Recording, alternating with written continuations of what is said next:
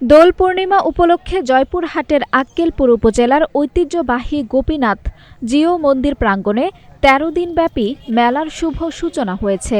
মেলাকে কেন্দ্র করে অর্ধশতাধিক গ্রাম আনন্দে মেতে উঠেছে।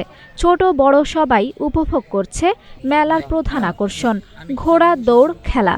যে ঘোড়া বেশি দৌড়াবে, দ্রুততর, শক্তিশালী ও বুদ্ধিমান হবে, সেই ঘোড়ার কদরও বাড়বে।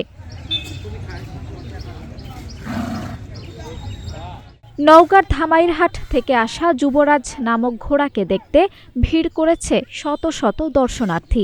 কেউ কাছে গিয়ে সেলফি তুলছে, তো কেউ আদর করতে হাত বাড়াচ্ছে।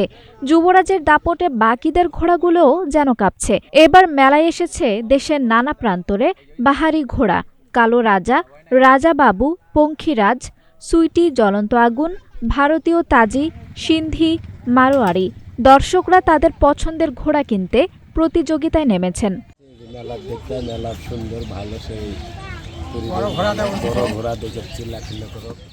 ৫১৯তম এই ঐতিহ্যবাহী মেলায় একসময় ভারত, পাকিস্তান সহ বিভিন্ন দেশ থেকে ব্যবসায়ী আসতেন।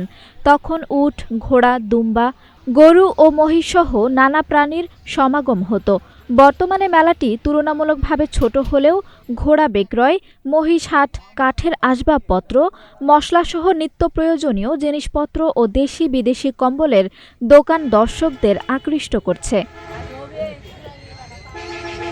মন্দির থেকে শ্রী শ্রী গোপীনাথ জিও সহ ১৫ সখীর বিগ্রহ বাজার মন্দিরে ঢাকঢোল সানাইয়ের মধ্য দিয়ে মেলা শুরু হয়।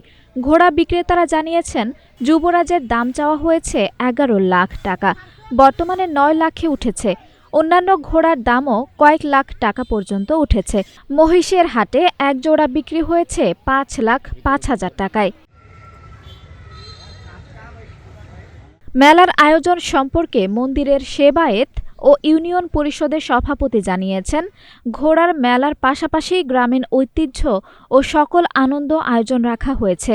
তবে রমজান মাসের কারণে সার্কাস ও যাত্রাপালার মতো বিনোদন বন্ধ রাখা হয়েছে। ঈদের পর অনুমতি পেলেই এগুলো রাখা হবে। আঞ্জুম হক আরবি, নাগরিক প্রতিদিন।